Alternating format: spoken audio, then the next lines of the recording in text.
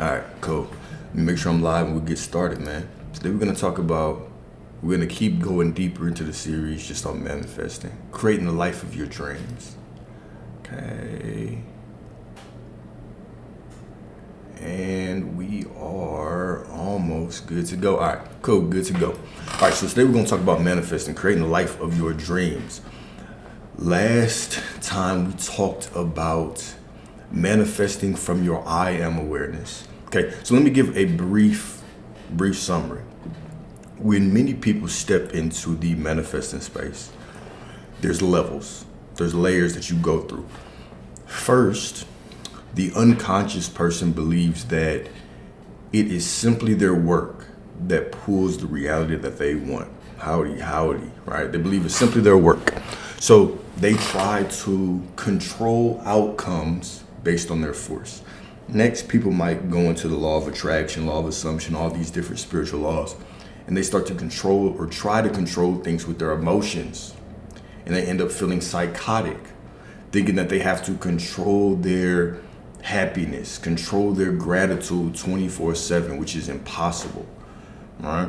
You're always going to have situations in life that test your emotions. You can create this way, but this is still a lower form of creation.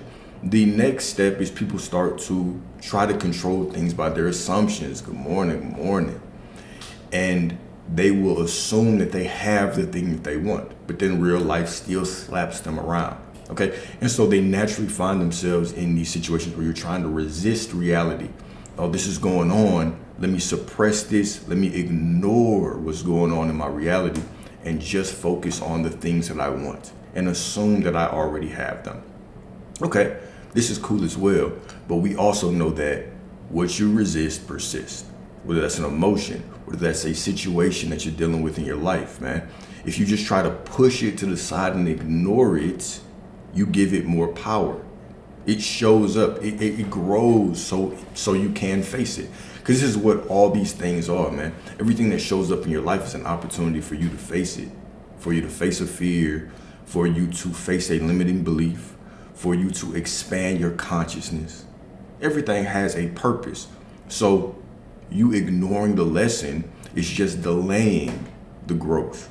It's delaying your expansion of consciousness, right? It's like someone that goes into a relationship, they get out of it, and they don't learn a lesson. They completely ignore what they did wrong, and they just focus on that other person. They'll continue to attract different type of people that are the same. This is the way life works, because life is school, right? You're here to learn things, right? Now, what we talked about the last time was actually trying to control life or stepping into the creator of your life as your I am awareness, understanding that the Most High flows through you. And because the Most High flows through you and the Most High is all that there is, right? If God is all that there is, then how can God not be you? Okay, so it is understanding that you are the cause and the effect. Okay, you are the seeker and you are the teacher. Okay, and you are the divine orchestrator, and there's nothing in your life to suppress, to move away, to overcome. You just need to choose. It is your perspective of every situation that shapes how that situation is going to continue to unfold and how you're going to receive lessons from whatever you're going through. Okay, so instead of walking into a situation and saying, oh, I don't like this situation, and suppressing it and just thinking about what you want, the more divine path is to resist nothing. It's to understand that you are in this situation right now. No, it's not your preference, but it's part of the divine unfolding to get you to what you want. So you take this situation, whatever it is, you bless it as perfect. You keep your eye on the thing that you want, and you allow the situation to unfold in a way that surprises you, so that you can give the Most High the praise.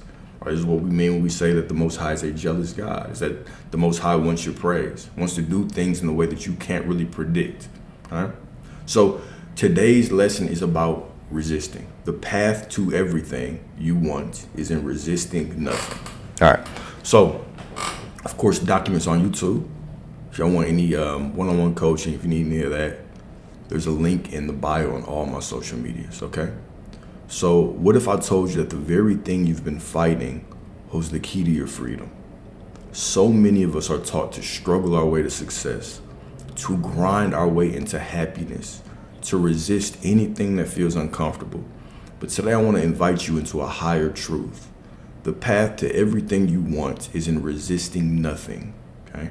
This is not about giving up. This is not about becoming passive. This is about aligning with flow, with God, with the present moment. This is about remembering who you are. Okay? Right now, you are a divine fragment of the Most High. Okay? Coming down here to experience the Most High as a single perspective, which is you. You're a single perspective of the infinite mind of the Most High. You can think of every single person, every single animal, every single plant, every single thing occupying this planet as a different perspective of the Most High. You are a perspective of the Most High. And so if you add all of that together, this is mankind. All of mankind was here before you were here. And then you were born as the Son of Man into mankind. Right? This is what Jesus was trying to teach you. Right? He was trying to teach you about your I am awareness. Like I constantly say, if you want to get a deeper insight, you can look at the Bible as a historical document. No problem, no shame, nothing wrong with that, right? But I would challenge you to look at it and read it as if Jesus is your mind actually speaking to you, your higher mind speaking to you, your awareness speaking to you, telling you to ignore circumstances and go into your mind, to bless everything as perfect, to pick up your cross and carry your desires. Walk in your life as if your life is perfect. Don't walk as if you have the thing that you want. Walk as if your life is already perfect, and because it's perfect, it will unfold to give you everything that you want. Okay? So, the nature of resistance. Resistance is subtle. It shows up as control, as fears, the need to fix everything. We resist pain. We resist silence. We resist not knowing. We resist our own emotions. But here is the paradox: what you resist persists. Resistance is like trying to hold back a river with your bare hands. You tire yourself out and the water still flows. Okay? So the ego hates surrender. It wants to do, to fight, to force, but the soul knows another way. Okay? When you stop resisting, you stop fighting what is. And when you stop fighting what is, you align yourself with the deeper intelligence of the universe. Think about Jesus in the Garden of Gethsemane. He said, "Not my will, but yours be done." Okay, not my will, but yours be done. And we misinterpret this thinking that yours be done means that we are specifically speaking about not our desires, but your desires. No, your desires and the Most High's desires are the same because you cannot be separate. We talked about this in the last lecture. Because the Most High flows through you and you are a fragment of the Most High, and so you are the Most High. When you have a desire, when you ask the Most High for something, these are the same thing. The moment you have the desire is the moment that you are asking for the desire. Okay? So it's not your will be done, meaning your desire be done. You can think of it that way, but your desire and the Most High's desire are the same thing. Your will be done. The surrendering of my will is the surrendering of my way of getting to the completion of the things that I want. It's me knowing that I'm surrendering my plan. I'm surrendering every day. I'm surrendering what it looks like when I look outside, when I look into this reality and I see that things look chaotic. It is me surrendering my will of what these things should look like and blessing these things and saying, okay, while this situation may not look ideal to me, the God within me is perfect. Therefore, the unfolding of this situation must be perfect. This is what it means. Okay? It does not mean to walk through life and be desireless.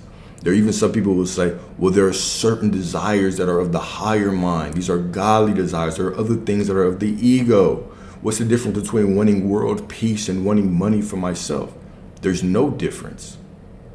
The desire for specific things is not truly a desire for those things. It's the desire for you as a fragment of the Most High to know yourself as the creator of your own reality. All right? And so you have these desires so you can step into your power and actually begin to create and move forward and help yourself, right? But the only way for you to create is to come into the awareness that you are a fragment of the Most High. And for you also to come into the awareness that you have no idea how much power you have.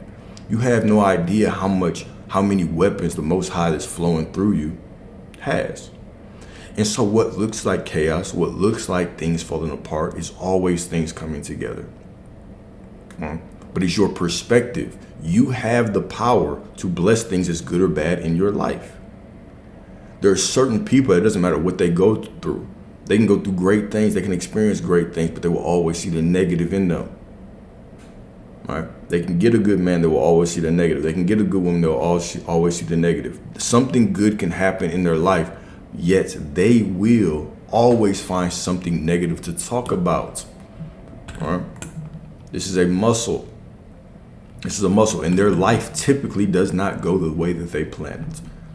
Right? You have to be someone who becomes the alchemist of their life, that transmutes the chaos into beauty. Right? Even when things don't look ideal, can you still remember who you are and bless these things as perfect? Right? Could be your new mantra. The situation is not ideal, but the God within me is. Meaning I am. Meaning it has to unfold perfectly. Okay? The only way it cannot unfold perfectly is if I do not bless it as perfect. Because if I bless it as unideal, what happens? Law of attraction. You start to attract more things that are unideal. Because the universe sees that within you and says, okay, you got negativity, or you have things that you don't like within you. Let's bring you more things that you don't like. That's it. This is it. Everything is a stepping stone to your desires. There's nothing to do. Right? There's always things to do, but there's nothing that you have to do. There's always action to take, but there's nothing to do. Okay? People want to talk about divine action, inspired action. You are the inspired action. We want to talk about divine timing. You are the divine timing. When you carry the perspective that the Most High is within you, you make everything divine timing. Somebody telling you no is divine timing to push you to where you need to go. Someone telling you yes is divine timing to push you to where you are supposed to be. Okay? If you do things out of love, then the divine, the inspired action is whatever you're doing. Whatever you're doing is inspired action. If you do things knowing that whatever I do is perfect in the unfolding of my desires, there's nothing to do. The Most High blesses me in every step of my life. Everything is inspired action. This isn't, you don't have to sit and sift through all the decisions of your life. So if I do this, if I do that, if I do this, this is going to happen, right? This is inspired. It's all inspired action. Whatever you do is inspired action. Right? What a lot of these parables and metaphors are trying to tell you is that, not my will, but yours be done. Your plan, this clear as day, is telling you that your plan is meaningless. You can sit and plan for 1,000 days. It'll still go to shit. But are you going to get up and just start moving, understanding that the Most High flows through you? And if you can do that and understand that your plan is blessed and that your steps are divine, well, now you are walking in divine timing. Now you are walking in inspired action. Okay? Well, you're sitting there questioning it, and you're sitting there saying, it's not going to work. Well, then now you're not in inspired action. This is the only difference. You are the divinity behind everything. You are the power behind everything. You are the power behind your visualizations. You're the power behind your affirmations. You are the power behind divine timing. You are the power behind inspired action. All of this is you. This is it. It's you. But you have fallen. Most of us have fallen so far away from who we are. We've forgotten who we are to such an extent, right? That we believe that everything is outside of us. If it works, it was divine action. It was inspired action. It was divine timing if it works. Says who? Says you. You're the one who makes that justification. You're the one who makes that decision, right? Everything that you do is divine. You are the divine soul. You are God trying to experience himself or itself through these different perspectives. This is who you are. All right. And now, just because I got a little bit of insight or inspiration, let's go back to this verse, man. I want to go back to this John 16, 23 through 24. We spent a lot of time on this last time, but I really want to go through this again, man. Right? John 23 through 24 tells us exactly how we need to be to get whatever we want. And then also this hidden or this removed piece of this scripture. So let's go through it, okay? Verily, verily, I say unto you, whatsoever ye shall ask the Father in my name, he will give it to you. Hitherto have ye asked nothing in my name, right? Ask and ye shall receive, that your joy may be full, right? Verily, verily, I say unto you. What does verily, verily mean? It means for sure. It means on my mama, I say unto you. It means I swear. This means truly, surely, assuredly, right? Without fail, 100% of the time, every single time, without fail. Okay. So verily, verily, I say unto you, whoever you are, right? Whatsoever ye shall ask the Father, whatsoever, whatever you ask him, anything, everything that you ask the Father in my name. What is the name of God? I am. Okay. So we talk about affirmations. We talk about manifesting and using the I am. Okay. I am this, I am that, I am strong, powerful, divine, right? And many manifestation coaches, they'll tell you, okay, well, we say I am because you want it to sound like it's in the present moment, like it's already happened, whatever. There's only one present moment, so it really doesn't matter how you say it. I am is the name of the Most High. I am is your name that flows through you. This is why you use I am.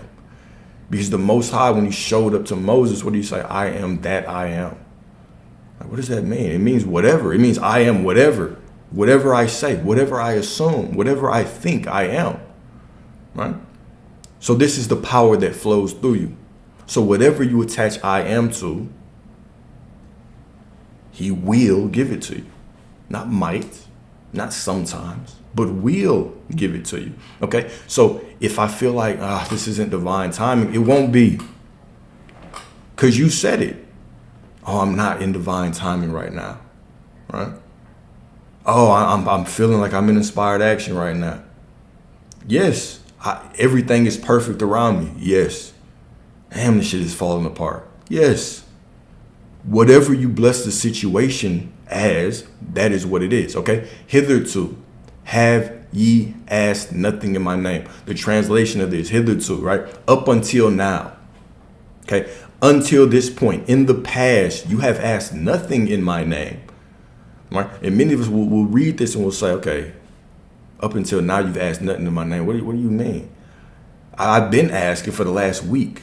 I've been asking for the last 2 years. I've been praying and begging for the last 2 years for these things to happen, right? No. What this is saying is that it doesn't matter what you have asked in the past. It doesn't matter if you've been praying for 2 years, for 3 years. Who are you aware of being right now?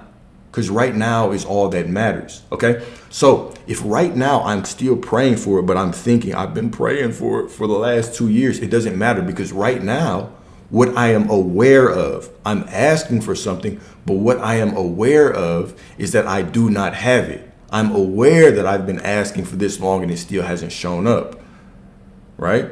So hitherto have ye asked nothing in my name. Until now, you ain't asked shit in my name. You have not asked anything in my name, right? Because there's no such thing as the past. There's just now. Who are you being right now determines how your life is unfolding. You can pray. You can beg all you want. But if right now you are believing that you've been asking for it for so long and it hasn't happened, then it doesn't matter. It can't. Because you are asking oppositely. You are saying that you don't have it right now. Okay? So ask and ye shall receive, that your joy may be full. Okay? We talked about this too, right? So when you ask or you get a desire, these things happen simultaneously. Okay? Asking, receiving your desire from the Most High is the same thing, because the Most High is within you. right? So the same way that the Most High showed up to Moses as the burning bush, he shows up to you as your desires in your mind, right? So you cannot separate yourself from God. People think you can, but you can't. You're a fragment of the Most High. The Most High flows through you, okay? So if you ask, if you have a desire, it's the same thing. So immediately, ask and ye shall receive. The same thing, ask and ye shall receive. These things happen at the same time, that your joy may be full. So in the moment that you ask, your joy should be full. Boom, I have it. Right now, I have it. There is a version of me in this multiverse that has it right now. So I have it. So now your joy should be full. Okay? And now you can have it, hold it within you. Walk through life knowing that everything is unfolding perfectly to get me to that thing. Right? And now I don't have to walk with lack anymore. I can be fulfilled in the having it right then. Right? And so as I hold on to it internally right now, it unfolds in space and time. Okay? It unfolds in space and time. Right? In this third dimensional reality. But there has to be a time lag, right? Like I constantly say, if there was not a time lag and you got things immediately in this third dimensional reality, the world would you think it looks like it's falling apart right now? This is the orderly version of falling apart. If it truly gave you whatever you wanted right now, everything will fall apart. Your apartment just collapsing around you, planes falling from the sky, right? The weather's just crazy. Everything would look like pure chaos. Then all of a sudden you would just have it in 2 seconds, right? But no, you have to experience this linear path because this is how time works. Okay, wrap your head around this for a second. All right, this is how time works. So we think that we have to go through time to collapse space. So if you want to get to the gas station, you want to get to the grocery store, you have to travel 5, 10, 15, 20 minutes.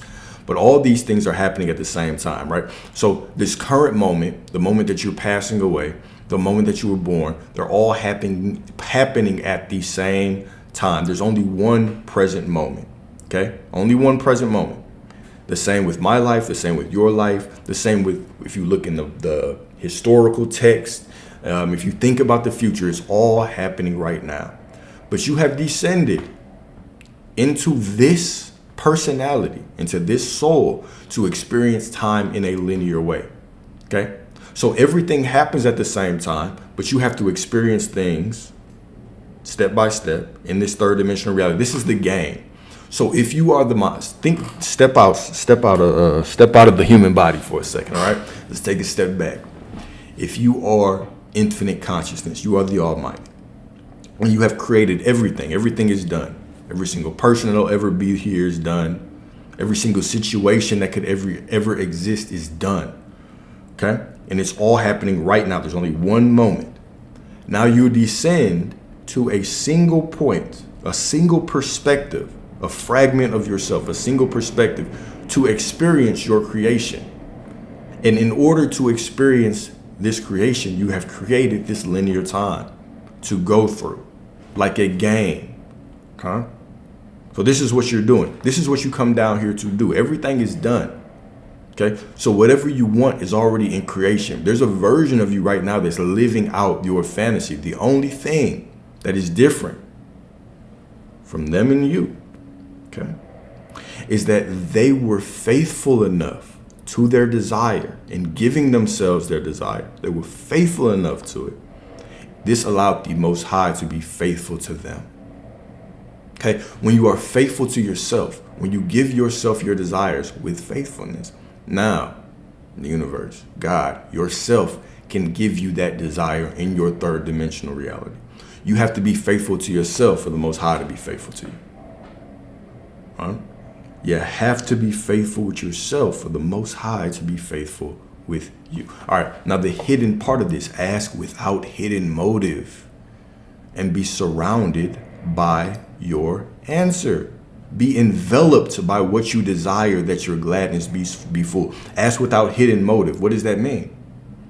This means if I am looking for love so I can feel love, this is a hidden motive. I don't really want that thing just so I can experience it because I know that I'm loved. I want that thing because if I have that money, then I'll feel prosperous. If I have that woman, then I'll feel loved. If I have this situation, then I'll feel good. If I have this thing, then I'll feel fulfilled. This is a hidden motive. Okay? So you have to ask without hidden motive. This is the story that we talked about. We're going to go over this again, right? The healing at Bethesda. Okay? The biblical story found in John 5:1-15 takes place at the pool of Bethesda in Jerusalem, where many sick, blind, lame, and paralyzed people gathered hoping for healing. Okay? These people that gathered hoping for healing, they believed. Check this out, okay? They believed that at certain times, an angel would stir the waters and the first person to step in afterward would be healed. As crazy as this sounds, this is how most of us approach our day-to-day life, right? We believe that at a certain time in our life, money will outpour and then we will feel prosperous. At a certain point in our life, the woman or the man of your dreams will show up and then you will finally feel loved, right? So among them was a man who had been crippled for 38 years. Jesus saw him laying there and asked, "Do you want to be healed?" Do you want to be healed, right? The man explained that he had no one to help him into the pool. Of course I want to be healed, but there's no one to get me into the pool when the water was stirred, and others always get in ahead of me. Okay, let's look at this from a different perspective. Jesus saw him lying there and asked, "Do you want to be loved?" And this man explained, "I have no one to give me love. Other people always get love before me." Let's look at this from another perspective. Do you want to be prosperous? I have no money to be prosperous. Nobody gives me prosperity. Everybody takes all the jobs, so I can't feel prosperous. Okay? Do you want to feel fulfilled? I can't feel fulfilled. No one helps. I have no one to help me feel fulfilled. All right? So this seems crazy in this metaphorical sense, but if we apply it to our life, most people live their life like this. That's why we don't get what we want. This is what it means when he says, ask without hidden motive. Who are you? Who are you? Are you a beggar that's out here needing someone else to allow you to feel loved? Or do you feel the fullness and wholeness of understanding that you are the Most High? Do you understand who you are? Because if you did, you wouldn't be around here begging anybody to give you the things. You would grant them to yourself. And then you will allow your world to unfold around you in accordance to those things. Okay? So instead of leading him to the pool, Jesus told him, "Get up, take your mat and walk." Immediately the man was healed, picked up his mat and walked. Pick up your prosperity, pick up your love and just walk. Okay? Grant this shit to yourself, man. Grant to yourself what all of these sleeping people are trying to beg from the world. Grant it to yourself. Okay? This is the story of the healing at Bethesda. Okay? This is what this verse means. John 16:23-24. You get the blueprint right there.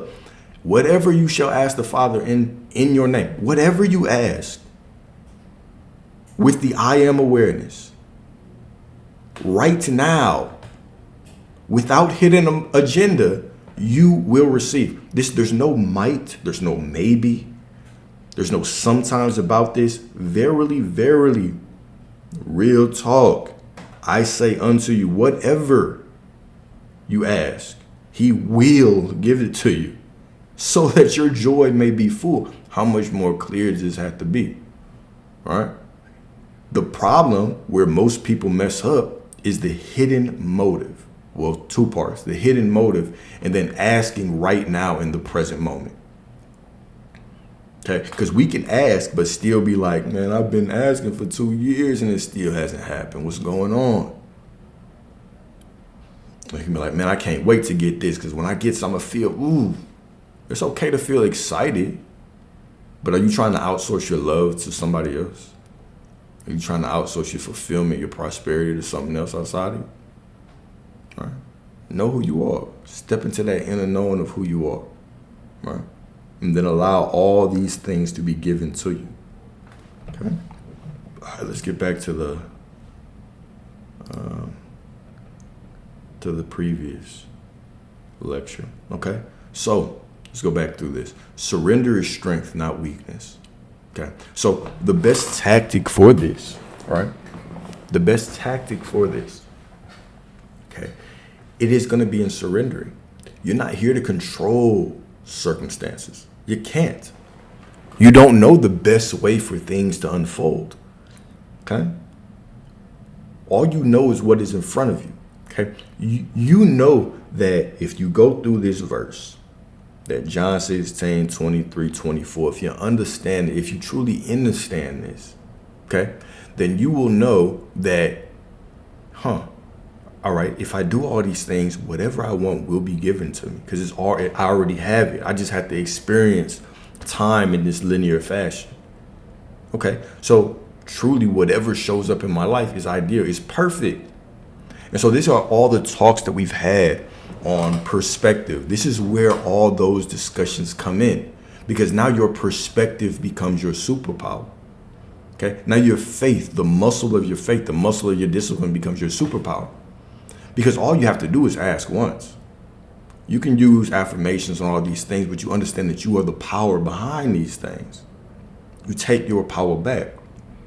And so now, whatever situation presents itself to me, I can bless. I am the divine vessel of the Most High that can bless whatever shows up in my life as whatever I want it to be. I can say that this is a problem or this is a blessing.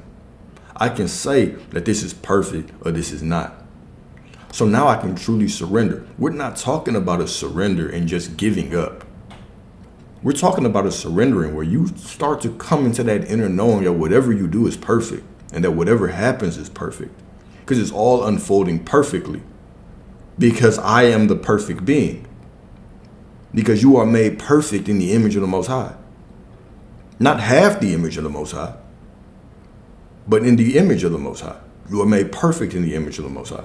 Okay, God flows through you. The perfect God flows through you.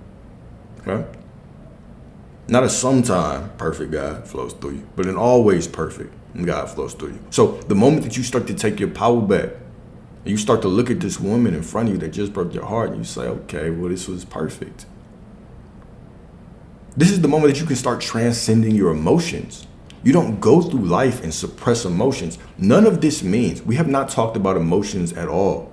None of this means that you're not going to feel sad. The situation is still perfect. None of this means that when you're in traffic and you get cut off, the situation cannot still be blessed as perfect. I'm going to cut you off in traffic. You're late to your meeting, right? It's still perfect. It's still the perfect unfolding of the things that I want. And we never understand this until later on, right?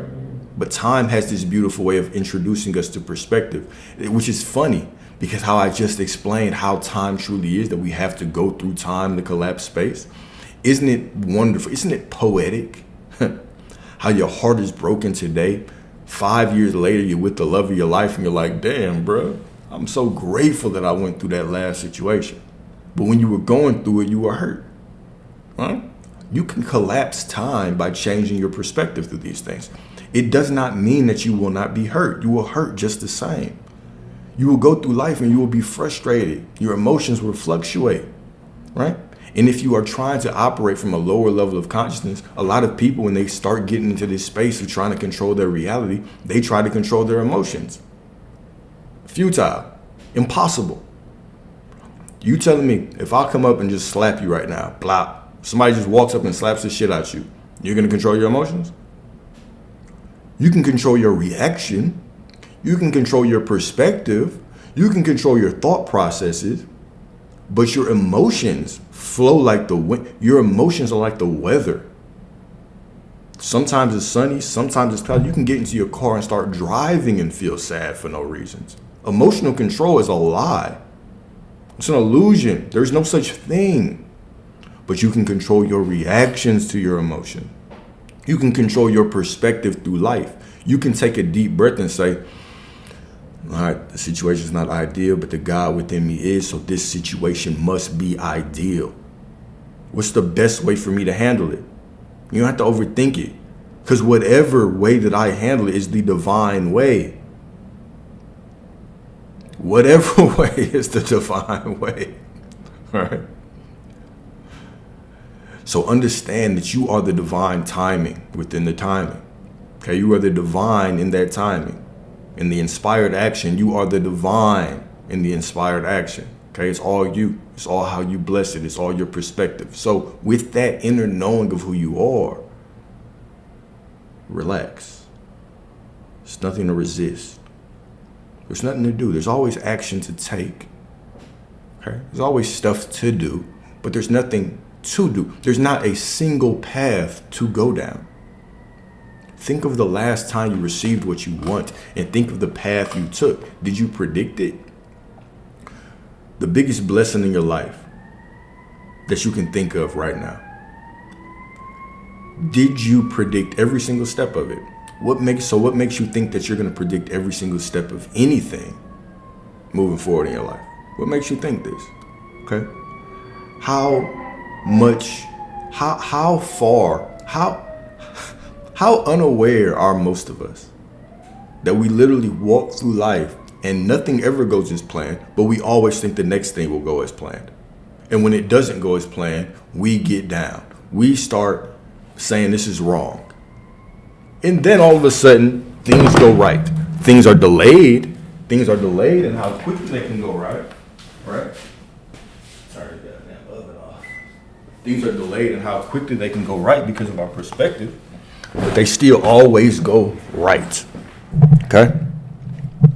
So you have that power. You have the power to bless whatever situation is in front of you. Okay? So, surrender is strength, not weakness. The ego hates surrender. It wants to do, to fight, to force. But the soul knows another way. I didn't mean to drop all of y'all in y'all face like that, bro. I apologize. That was very rude of me. Okay? But when you stop resisting, you stop fighting what is. And when you stop fighting what is, you align yourself with the deeper intelligence of the universe. Okay? Think about Jesus in the garden. There won't be a third one. Okay, think about Jesus in the Garden of Gethsemane. Okay, he said, "Not my will, but yours be done." Right. So, like I said earlier, right, we're not talking about desire. Your desires are divine. Your desires speak to you the same way that the Most High spoke to Moses through the burning bush. Okay, this is how the Most High speaks to you, through your desires. Okay, but it's not the desires, is the will of the Most High. The will of your soul is going to be in the unfolding of things to what you want. Okay? So that wasn't defeat. That was divine power. That was a man aligned with the highest flow of spirit. This is what Jesus, or your I am awareness, was trying to teach you. Okay? Jesus really wasn't trying to teach you to worship him. Okay? He was trying to teach you who you are, how to think, how to see things. Okay? This is a book. You can look at it, like I say, Rip, however you want to interpret, however you want to get closer to the Most High, is up to you, and it's all good, it's all beautiful, it's all divine. But I would challenge you all to read these scriptures and think of Jesus as your higher self speaking to you, as your mind speaking to you. Sure, you can look at it and get caught up in the history of the book. Cool. Right? But then at some point you're thinking that it was a serpent really speaking to people in the garden, all this. So you can look at it however you want, but I would challenge you, okay? Read the parables, the metaphors of Jesus as your I am awareness, as the part of you that understands that you are God speaking to you, okay? Speaking to you through situations.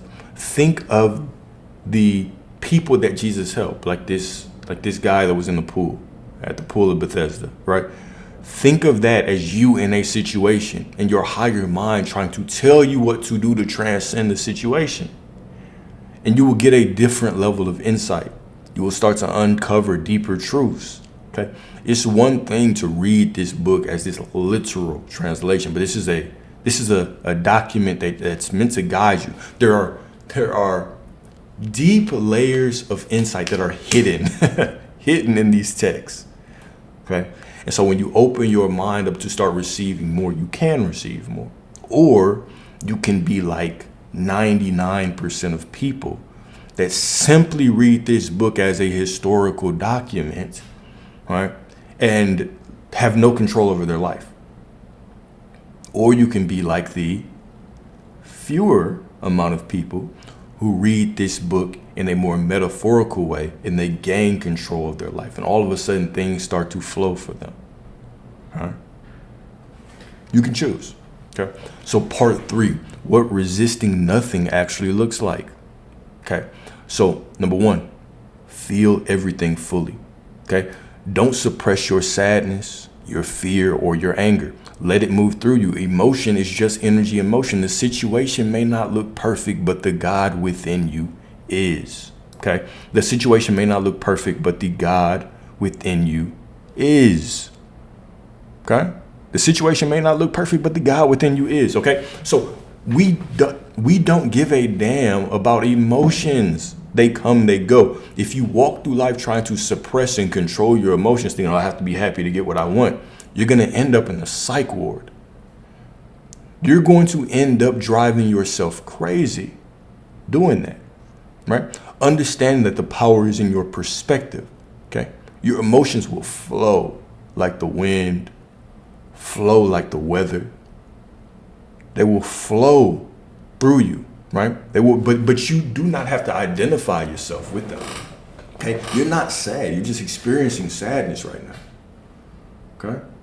You're not necessarily even happy. You're just experiencing happy right now. Who you are is the blissful, constant, unchanging, ever-present divine consciousness behind all of that. So I can walk through life and enjoy life. I can experience heartbreak fully. I can go through the process of giving myself grace, but I can still bless the situation as perfect and understand that this is the perfect unfolding to everything that I want, everything that I need, everything that I desire. Right? Because you have to have faith in yourself, right? The moment that you have faith in yourself, that you grant yourself things with faith, this is when the universe can be faithful to you. That shit is such a bore. I've said it like 3 times. All right. So hopefully y'all catch this, man.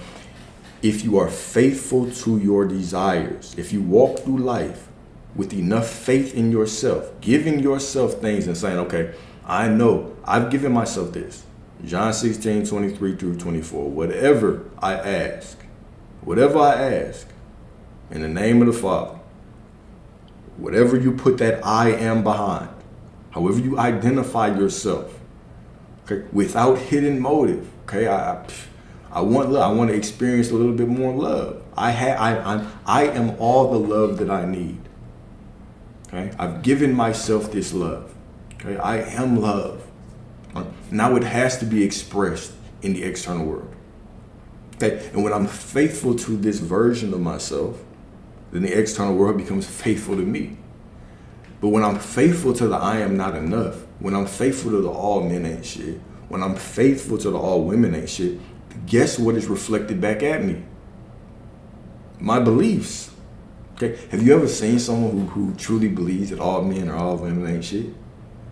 Have you ever seen them try to interact with somebody that's a good person and they always seem to just fuck it up? Okay, this is not coincidence. This is universal law at play. All right, you have to be what you declare to be. Your beliefs have to be reflected back at you. They have to be reflected back at you. So you have to take inventory of your beliefs. You have to start being accountable for everything that you're thinking, everything that you're believing, at least the most important things in your life. If you want a wife, if you want a husband, you're going to have to start challenging your beliefs. Some of your beliefs aren't conducive to a healthy relationship. Okay? If you want love, but you are like that man in the pool of Bethesda and you're saying, well, shit, God, I can't have love right now because nobody will give it to me. That's why Jesus asked, bro, are you healed? Do you want to be healed? The man said, I want to be healed, but nobody can put me in the water to heal me. Like Jesus asked him, do you want to be prosperous? Yeah, I want to be prosperous, but there's nobody to give me money. Do you want to be loved? Yeah, I want to be loved, but there's nobody to give me love. Give yourself love. Pick up your own love. Pick up your cross and walk. And now the world can give you those things because you're faithful enough to yourself. You're committed enough to yourself to give yourself those things. Now the world can get those things too. Okay? So it's not about suppressing emotions. You don't have to control your emotions. You control your reactions to your emotions, and you can control your perspectives. That's it. That's it. Okay? You cannot control your emotions. Right? The situation may not look perfect, but the God within you is. Okay? Accept the moment as it is. This doesn't mean you like it. Doesn't mean it's your preference, but it means you stop pretending it's not happening. It's not about suppression. People will say, okay, well, ignore the 3D. No. You don't ignore the 3D. You look at it. You bless it as perfect. You accept it. You study it. What is it in this situation? What is in my consciousness that's allowing this to come up right now? Well, I know it's in the perfect unfolding, but is there a lesson that I can learn along the way?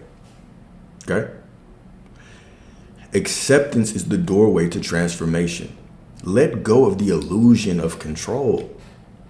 You can control what you want. You can control the end goal. You can't control the process. You can't control what happens on your plan. You can't control what people tell you no. You really can't control shit except for your perspective of everything. Okay? You are a vessel of the source. You are a divine vessel of the source. When you stop trying to control outcomes, you open up to divine orchestration. Isn't that beautiful? Isn't that beautiful? Right? And then part 4, miracles live in the space of surrender. Okay? When you stop resisting, something miraculous happens. Clarity arises. Peace enters. The next step reveals itself. Why? Because you're no longer clouded by internal conflict. You're now in alignment with the deeper rhythm of life. It's like music, right? You don't fight a song, you flow with it. And when you do, you become the instrument through which the divine plays. Think of the divine within you. Okay? The metaphor that I'll typically give is you want to think about the divine as this infinite energy that's surrounding you, that's flowing through everyone, right? And your faith in yourself, your faith in your desires, your faith in who you are creates the architecture for your manifest to be made manifest, for your desires to be made manifest in your life. Okay. And so when you think of energy this way, what you'll realize is that when you become prosperity, prosperity can flow through you. When I become prosperity, right? When I become prosperity and I think, all right, whatever I encounter in my life, better example. Sorry about that. I had to think about that one because I was going to give a rough example. Here's the one I want to give, okay? So we think that our prosperity, our helping others, our generosity through our prosperity is just singularly, just passes on in a singular way. Meaning if I give to a charitable cause, if I give to someone that's on the corner, I'm specifically giving my money to them. And that is the charitable contribution. How energy works is that energy passes on indefinitely. If I walk and I give someone $1 on the corner, then they go give that to the cashier and they buy themselves something. Then that is cashed out and someone else takes that money and they add it to whatever fund they're creating to buy a ring for this woman that they want to propose to. Okay, and then that money goes and a gentleman gets that money and he can use it to buy a tie for his first job interview. Then that money goes indefinitely. Beyond your lifespan, that energy will continue going. This is the same example as your positive energy. When you go to a drive-through, okay, let's say someone spills coffee on you and you cuss them out. Okay, now they feel in the worst mood. They turn around, they cuss somebody else out, or the next person in that drive-through line, they have sharp words for them. And that person, their child was in the back seat yelling, "Mommy, mommy, mommy, mommy," or "Daddy, daddy, daddy." And that parent turns around and tells their kid, "Man, shut up, hold up." And that kid's in the worst mood. And he goes to school, he gives his teacher a harder time. He gets into a fight, whatever the case may be, that energy passes indefinitely until someone tries to stop it. Energy cannot be destroyed. It can be transferred. It can be transmuted. So someone can make it positive eventually by channeling it and changing it, or they can continue to pass it. Now, even if you go back into the line and you say, look, man, I'm sorry, did not mean to snap on you. Cool. You stopped, you apologize to that one cashier, but that energy is still flowing. The same way your positive energy is still flowing. Now, think about it like this. Your prosperity wants to flow. Okay? So the prosperity of the Most High wants to flow through you. It wants to touch people, wants to help people. And if you're not an open vessel to help others, then the prosperity just wants to move to somebody else. Meaning, if I understand that it doesn't matter if I give my dollar to the man on the corner, if I give my dollar to the shoe store, wherever I give my money and I bless it, I can understand that that money can do good. It can pass around. It can move around. Okay? But when I become a hoarder and I'm not an open vessel, right? The idea, the prosperity, it's not just going to stop and accumulate with me. It wants to flow. So it's going to go to a vessel where it's open to flow. This is why people will have ideas and say, okay, I'm going to start this app. I'm going to start this business. They won't do it for 6 months because they're too busy planning. And then all of a sudden they look out in the world and they say, oh shit, that was my idea. I should have done it. No, it wasn't your idea. It was just a divine idea that needed to be made manifest in this world so someone could benefit from it. And because you didn't act on it, it had to find another way to be made manifest. Okay? This is how energy flows. This is how the Most High flows. The Most High wants to flow, needs to flow. Okay? So you should take you should take these desires as just opportunities. Give yourself these desires. Okay? Act on your desires. There's no perfect plan. Like I said, there's nothing to do specifically. Okay? There's always action to take. There's always shit to do, but there's no specific route that you have to go. Once you receive these desires, execute on them. Act on them with faith. Grant yourself these things and move around so they can be granted to you. Become that divine vessel for the Most High to flow through. Okay? Because the only other choice is to live with regrets. It's the only other choice is to live with regrets. Okay? So, part 5, from resisting to receiving. Okay? So the next time you feel tension, anxiety, or control rising up, ask, what am I resisting right now? Okay? What am I resisting right now?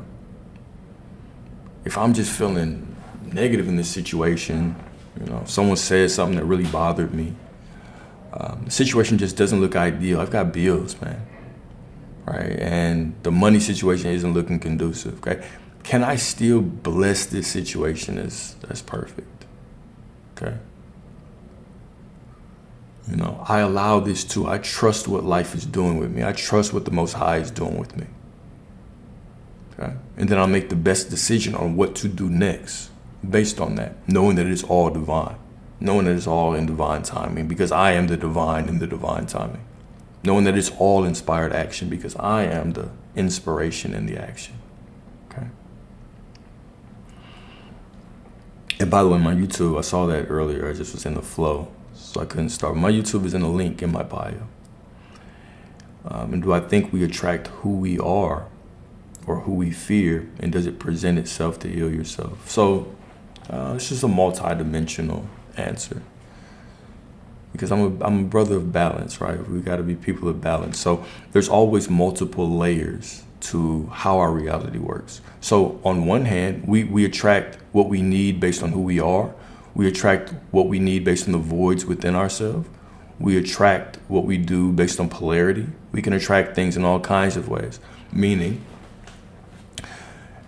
the moment that you have a desire for something, your soul, the universe begins to give you all the things that you need to become a match for that thing that you want. Okay? So let's say that I want a healthy relationship, but there's some things that I have to work on. One of the best ways for us to expand is through relationships. And sometimes it might look like there's a heartbreak that is attracted to us, but often it's just an opportunity for us to grow. things or relationships especially only present themselves for us for three reasons. Number one, it's in perfect alignment with what we want. Okay. This is exactly what you want. It's in perfect alignment. Cool. Number two is it's opposite, which is an opportunity for you to deny it and move forward. Okay. For you to declare to the universe, declare to yourself, declare to the Most High that you are who you say you are. And so if you want that good, loving, wholesome relationship, but that woman that you like, that man that you like, who does not present that, but does all that shit that you like in the bedroom, presents themselves to you, who are you? Are you who you say you are or not? Okay, so you have an opportunity to choose that or deny that and then move forward. And then number three is going to be a lesson. Okay, it's going to be an expansive lesson. Now, the lesson might look like somebody that validates you very well, pours into you, gives you everything that you need, and then pulls away, which is really a lesson in that you need to be able to validate yourself. You need to take some time to say, okay, what were they giving me that I could not give myself? Okay, but then if we think about fear, okay, there's some people that say they want a healthy relationship, but they prefer to move to chaos because if they sit in the comfort or the stillness of true love, it requires vulnerability. It requires them to be seen. And they have a hard time even sitting still with themselves and seeing themselves. So someone that comes in and looks at you and says, oh shit, you can be better, and tries to build that vulnerability, build that intimacy with you, it can be scary. And so a lot of people prefer to chase people that don't really care about them, because when they're performing for people, when they're constantly chasing people, they don't really have to be seen, right? So, but there's a lot of different perspectives, a lot of different ways that we can look at that, right? Hell yeah, girl, you like that cat and mouse. I feel you, man. I think we all do at a certain time, but we have to grow from that, especially if it's not in alignment with what we want, right? But relationships can present themselves to you. People present themselves to you for multiple reasons, right? Even if we look at the law of polarity, right? There's some things where you're going to attract who you are. Okay, there's other things that's going to be a more polarity attraction. So the more masculine someone is, the more they'll attract someone with the feminine energy. The more feminine, they'll attract someone with the more masculine energy. And then when you're more neutral, you'll attract someone else that's more neutral. You can look out in the world and see this, right? Whether it's a masculine woman or a masculine man, they will attract a feminine woman or a feminine man. We tend to put our own societal labels on these things, and men will be like, oh, the more masculine a woman is, she'll attract a weak man. What they really mean is feminine.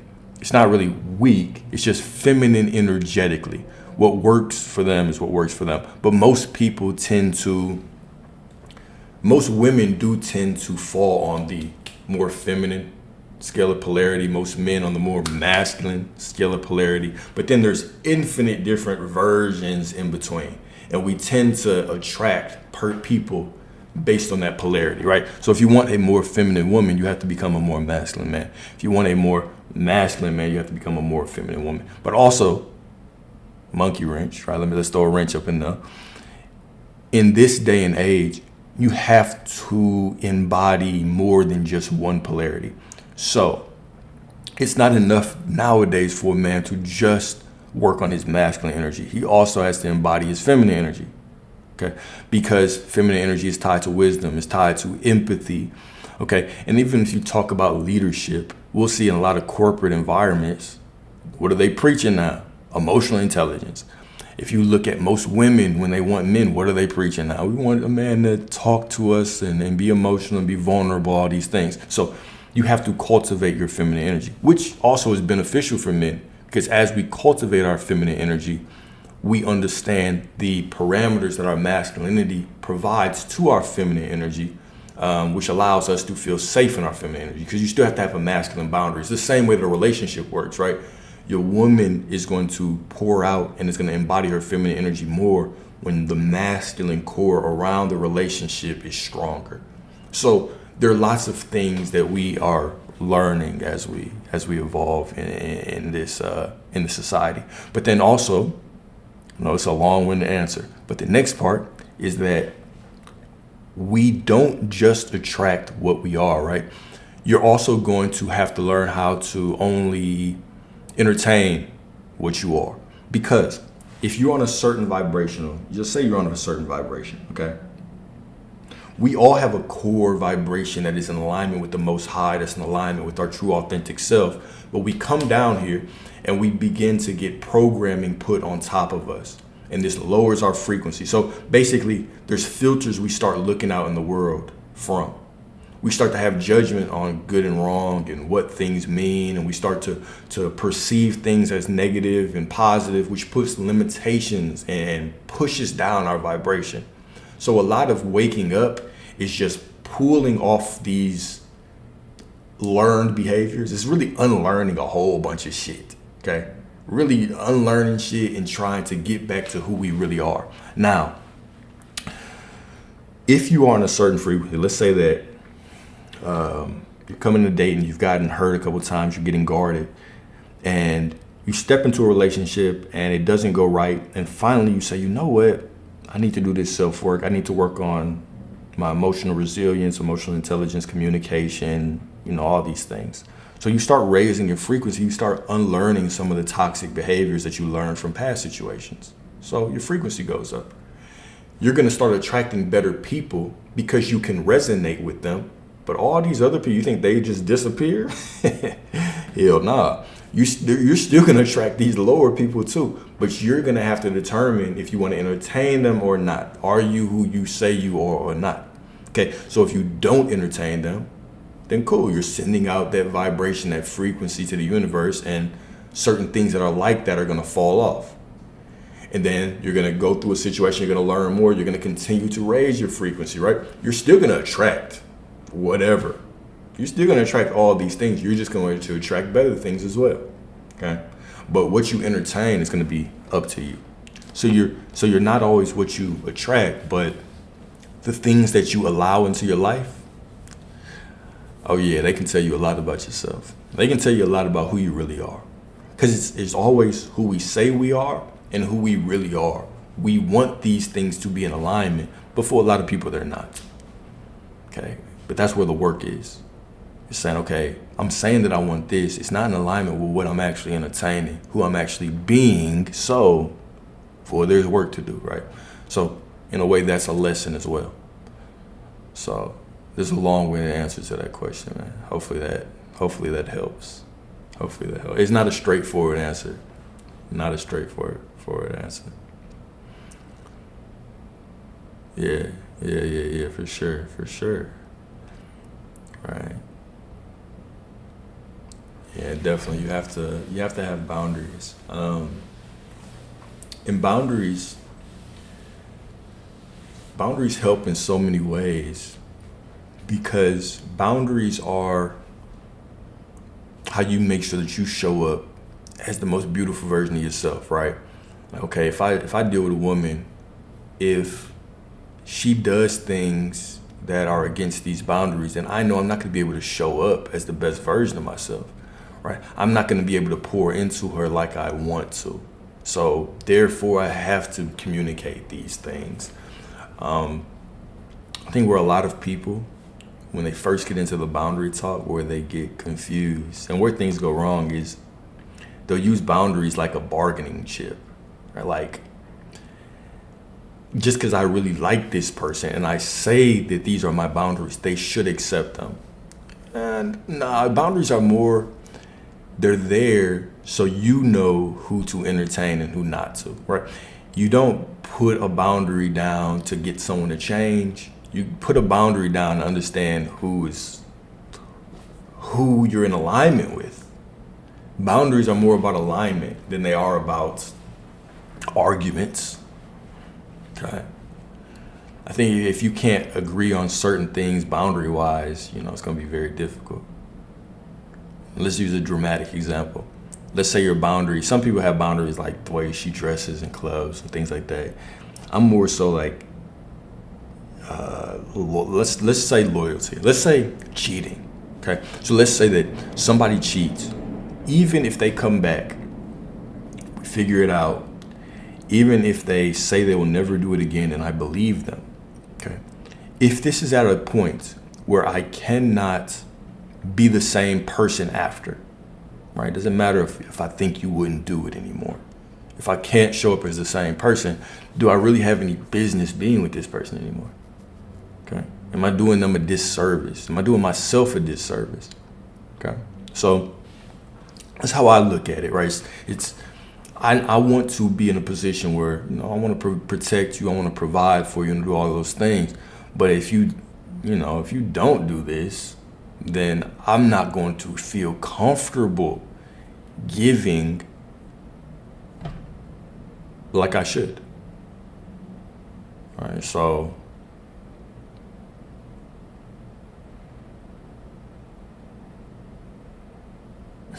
yeah. Exactly, right. If you can't be authentic, like, I'm not helping you, I'm not helping me. We're just getting half-assed versions of ourselves. All right. We're not getting. Go on and ask away. Ask away them questions, man.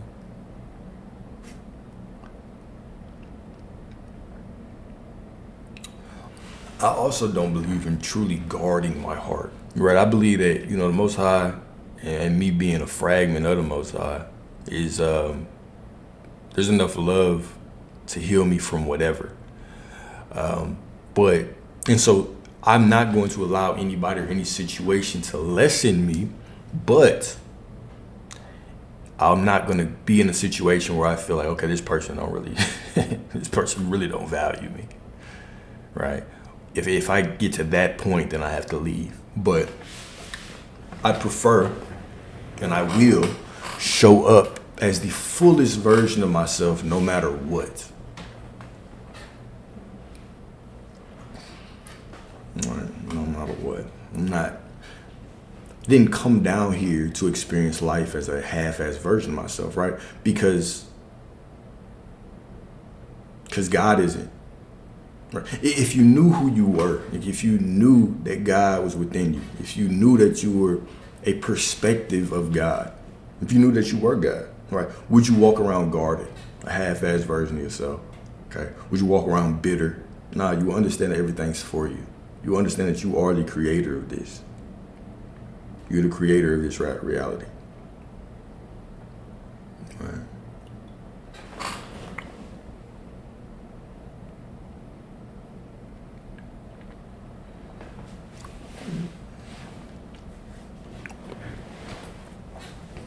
Yeah. No, that makes sense.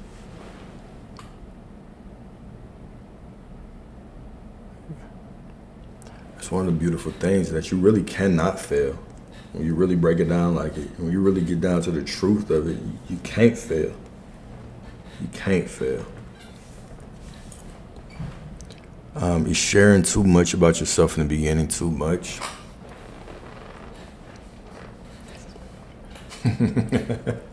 So I would give different answers. Man, that's a great question. Great question. So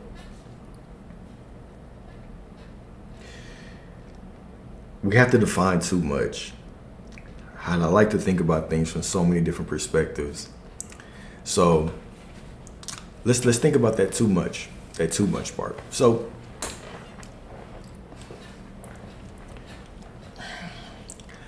we have to be aware. To understand what too much is, we have to be aware of how we identify ourselves. There was a time where I went through a lot of quote unquote, I perceived them to be negative situations at the time. And so I would hold that person on this pedestal that hurt me, and I would internalize that pain, and it made me move a certain way. And there were times where let's say I meet someone and I like them, I would explain what I had went through. Because if you understand what I went through, you understand me. All right. I think that is one example of oversharing. It's an example of oversharing because you're not even the main character in your own story. So I'm bringing this other person into this relationship because I have to move a different way because of them. And instead of me doing my own work to move forward, I'm making you compensate for the pain I still feel from someone else. Okay?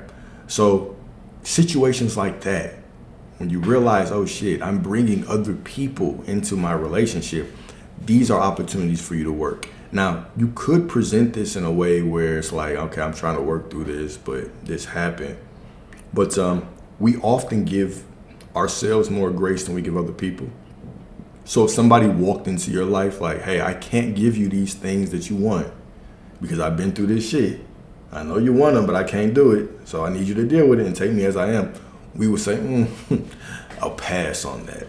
But when we do it to other people, we tend to kind of give ourselves a pass for it and be like, oh, you know what? This is just how I am. Take me as I am, right? Which isn't really the case in anything. Jobs don't do that. People don't do that. Like, no one really does that, right? Except for your mom. This is the only person that really just takes you for who you are, right? And she can actually whoop your ass. She can pull out a belt and beat your ass whenever she wants to. So, that relationship is a little different. So when it comes to oversharing, I think we have to be aware of why are we oversharing? We're oversharing because we're trying to compensate for something. We want this other person to compensate for our weaknesses, for our traumas, for our pain, right? Or are we, sharing because we truly want to create connection? It's a difference. There's a difference. And you might argue and say, well, it is connection, and me telling you what I want or telling you what I've been through. Is it connection? Right. If it's genuine and you've gotten through things, you're sharing it because, I don't know, you're just how blessed you are to be in this present moment with someone else. Okay, cool. But if you're presenting things as a crutch, and you're saying, okay, I went through these things, and this is why I am the way I am now, and now I need you to compensate for those things, well then, I think that could be considered oversharing. That could be considered oversharing.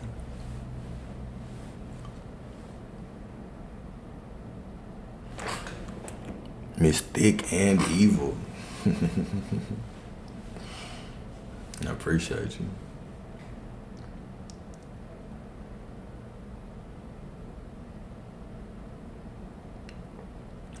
So we're always performing.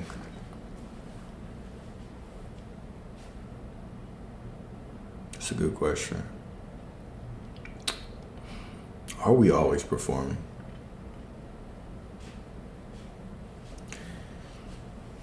Is there truly a time where we as humans are not playing a role? I mean, isn't that what humanity is? We're all just really like evolved, damn near, whatever you want to call us, right? We're all acting, right?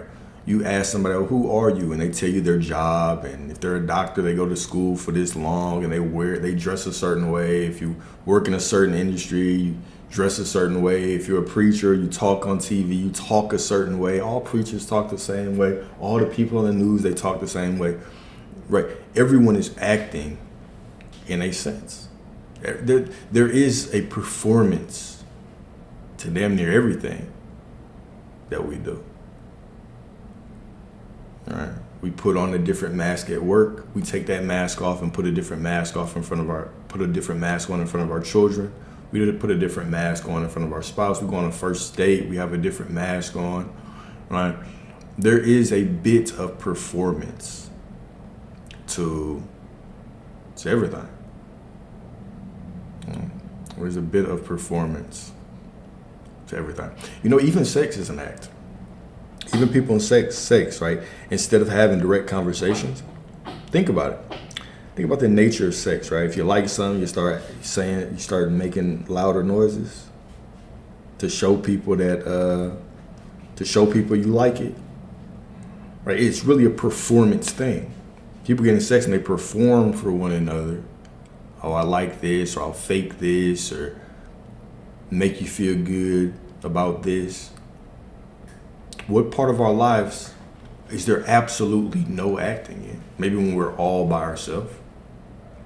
Right? But even when we walk in a room for the first time with people that we don't know, right? There's a different mask that we put on, We want to create a good first impression for a business opportunity, for a job interview. We put on a performance. Okay? There's always something in our lives that we have to perform for. Okay? I don't think that anyone is truly just walking around 100% themselves in every single situation. Okay?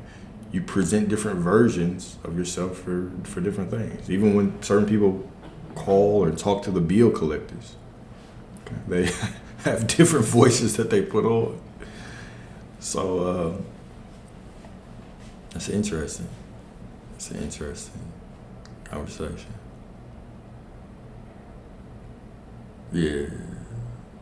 Okay, that's a good perspective, right? It's all you. It's just a different version of you for different environments. I can. Okay, so which one? Okay, so which one is closest to the real you? Right. So even saying that, if they're versions of you, is anything really? I guess it's not. It's never not you. It's always just some kind of performance. Right. Which is interesting. Yeah, which one you feel the most comfortable being? All right.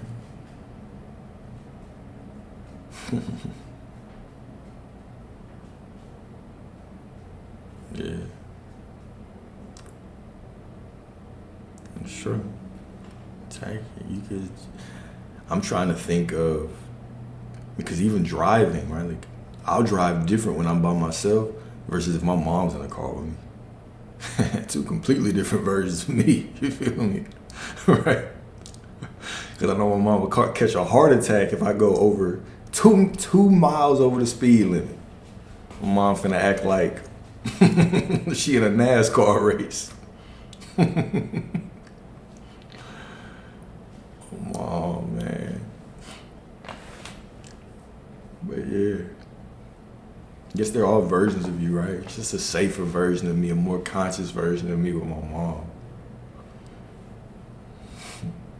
My mom's so crazy. She'll slap, if she thinks I'm going too fast or I'm going over a corner too fast, she'll slap my arm while I'm driving.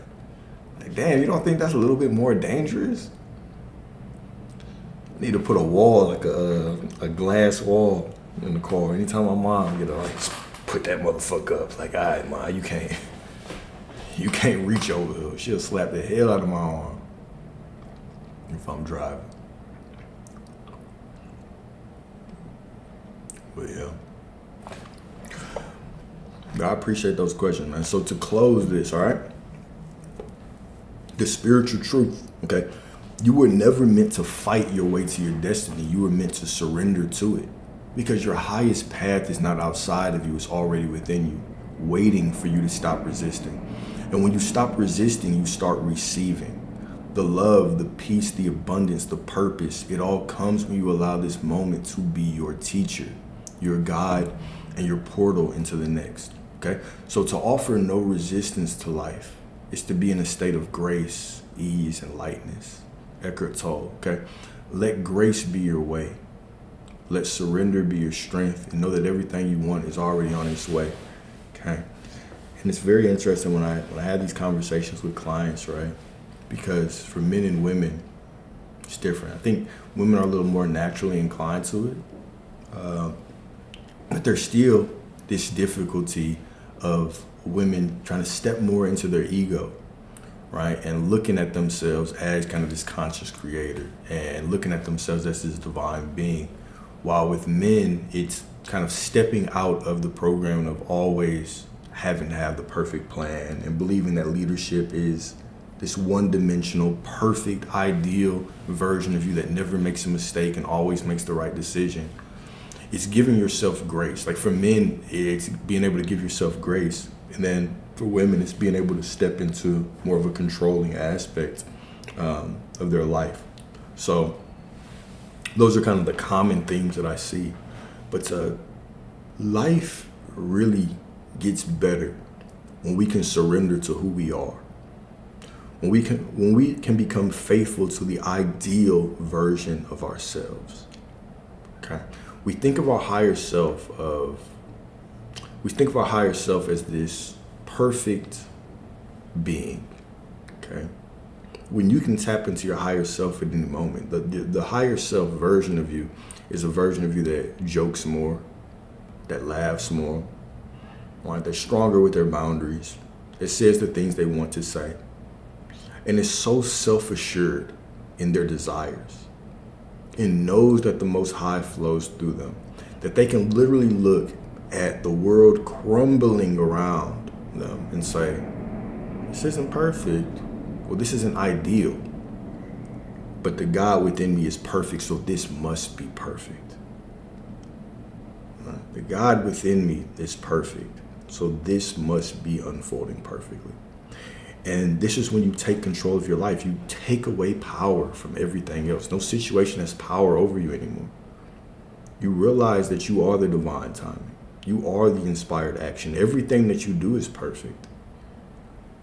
Everything that you do is perfect. The way that things are unfolding is perfect. And all you have to do is stick to your faith in yourself and allow that faith in yourself to allow God to be faithful to you.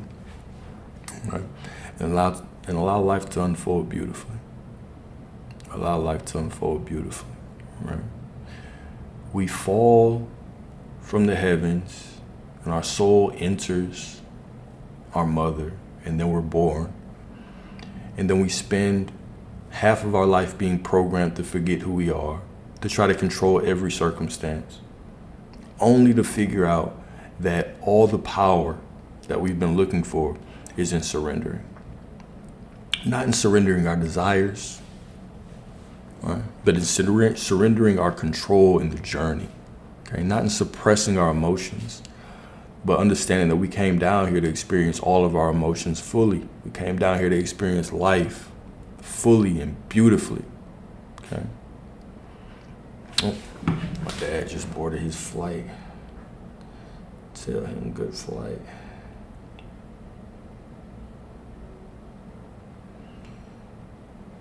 All right?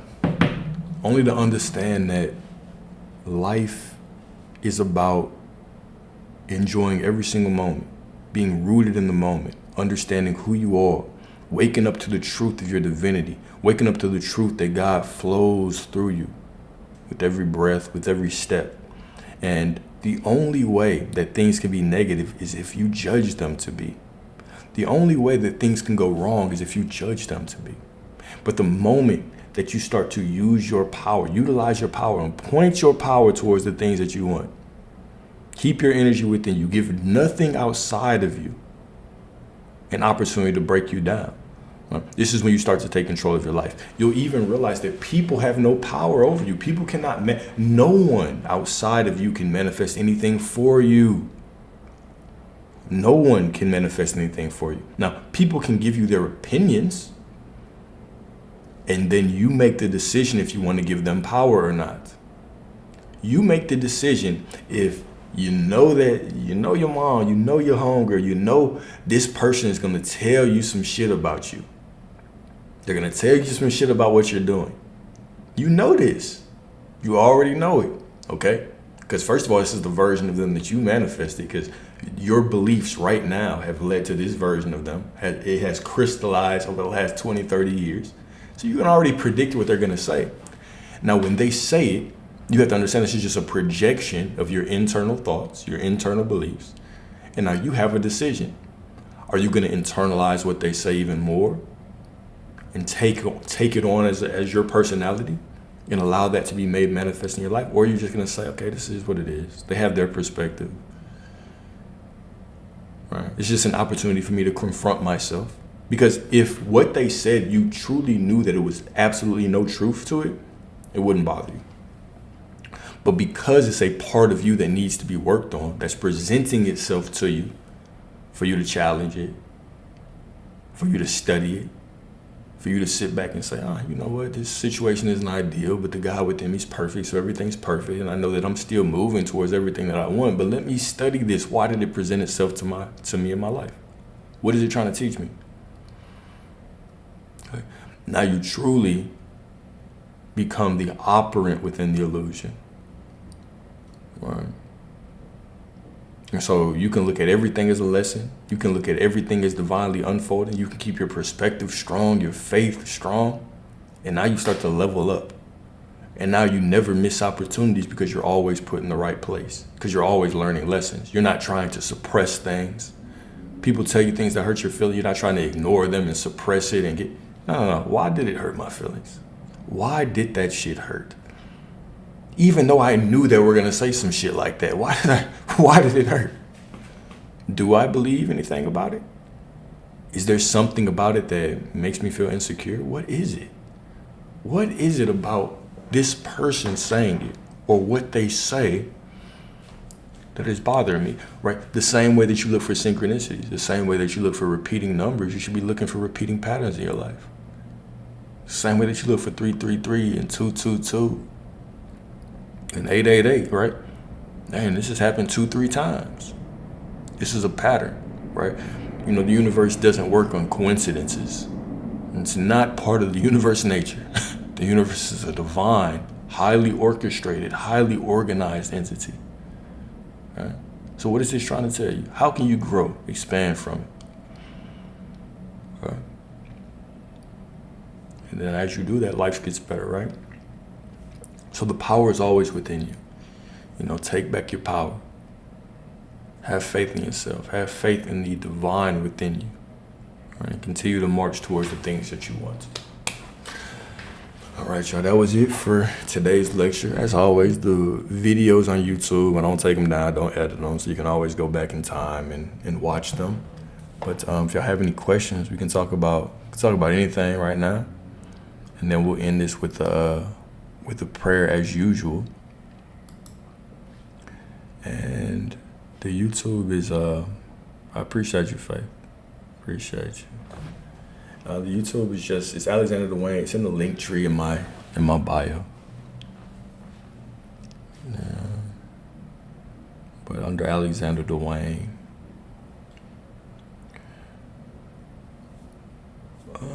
When did my awakening journey start?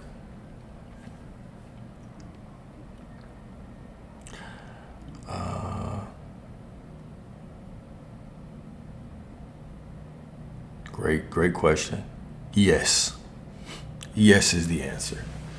No, it probably, I had time in my life where, I've always kind of been spiritually inclined. However, I ignored the spiritual path for a long time. I like what I like, you know. I was in the world, man. I still do have a foot in there, right? But I like women. I like women a lot. And it took me, I was in a fire in 2014. It was the first time that I truly saw myself and then saw certain entities that were helping me. It was the first time that I'd seen them in a long time. And I almost forgot that I used to see them. And then I went through another situation about 5 years ago that really woke me up spiritually. So the journey's been over 10 years. It's really been a lifetime journey, but you know, the story that I always have, I struggle in every lifetime to truly wake up. A lot of my lifetimes, I get involved with things that I shouldn't. I like the earth, man. Some people say they don't, but I do. I like it. I have fun creating, and especially in an environment like this where it's a little bit more difficult.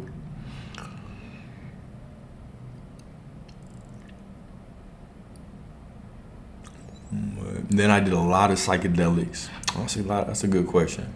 I've never done any kind of past life regressions, nothing like that. No, I've never went to anybody to help me spiritually. It's always just been the insights that I've received from myself, right? Which we all have access to, right? You all have access to the Akashic records. You can all go in and get whatever information that you want, whatever information that you need. One of the beautiful things about your higher self, you'll think of your higher self as this being. Really, your higher self, think about it like a collective of every single life that you've ever lived. Right? And so this being just knows everything about you. So there's a spiritual part of you, there's a physical part of you. Just the same way that we understand that when you look at things on an atomic level, it is 99.99999% energy, empty space, and 0.0001% matter. This is the same way that this universe is, right? You looking at yourself, you're only seeing 0.00001% matter. The rest of you is energy. The rest of you is in the spiritual world. So it's much more of you up there, out there, than there is in here. Okay? So you have this spiritual part of you that stores all of your past lives, that is in this spiritual realm. And then you descend here, and you are here in this perspective, in this limited perspective, right? Now, every time you pass, that all the information that you've collected from this life is still stored in that spiritual version of you, that you just come back in another body over and over and over and over and over again, within the same moment, of course. So there's multiple versions of you. There's several versions of you living right now. Right? You're just looking at everything from this one perspective. Okay, this is why if you pass, you're already reincarnated. You've passed, you've reincarnated, you're already walking multiple lives. But this is why when you pass, let's say you have family that are still here, you can still dream about your family.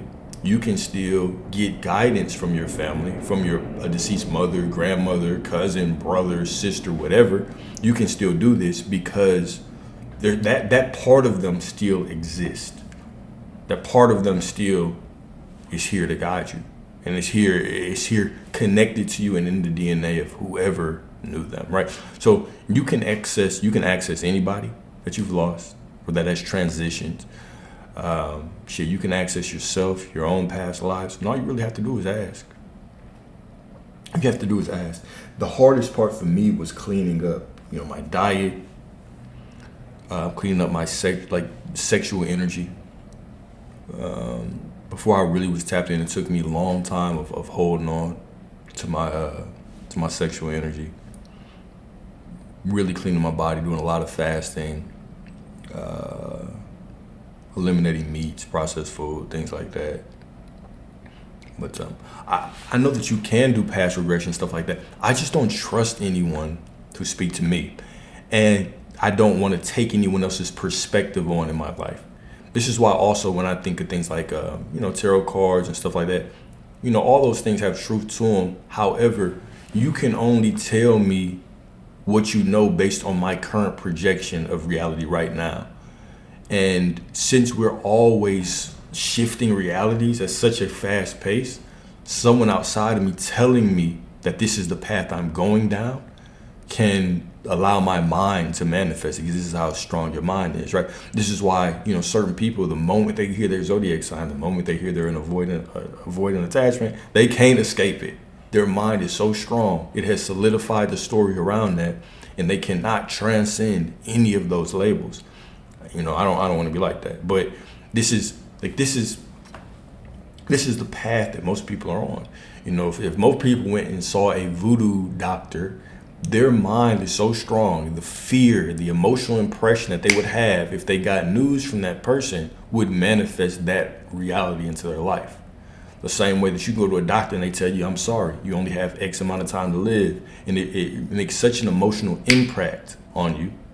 And your mind creates such a story around it that all of a sudden this becomes your destiny. But you can do the same thing with something good. You can literally sit in your life right now, sit in your house right now and make a decision for what you want with so much intensity and so much emotion that literally your body, your reality has no choice but to follow. So, there's no guaranteed future. There's no guaranteed future. Conviction is the perfect word. Your conviction is your superpower. Okay. Whatever you have conviction in, it will transpire. That's why conviction is, when we talk about self-concept, we talk about conviction, when we talk about knowing that you are the most high, right? All these things tie into one another, because when you can create that foundational version of you that's so strong that no emotion can wipe it away. Well, now all of a sudden you are the ultimate creator. And when you add that conviction to the things you want, to who you say you are, oh, it doesn't matter what shows up in my life. I can continue marching down this divine path and get whatever you want. Whatever you want.